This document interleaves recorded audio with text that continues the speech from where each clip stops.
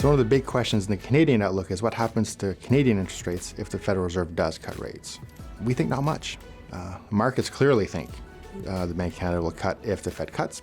Markets have got a quarter basis point cut priced in over the next little while. We think that's wildly pessimistic.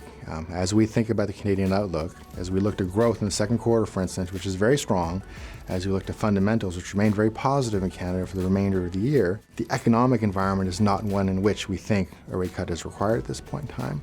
And in addition to that, the Bank of Canada targets inflation. It's where it wants it to be. So it set rates to basically control inflation, to keep it at target. Since it's where it wants to be and growth is reasonably strong, we just don't see the need for a cut. That remains to be seen, obviously. A whole bunch of things can happen to throw us off track, but as we look to the outlook now, as we look at where inflation is, it's very difficult in our mind to come up with a convincing case to argue that the Bank of Canada will follow the Fed if the Fed does cut rates.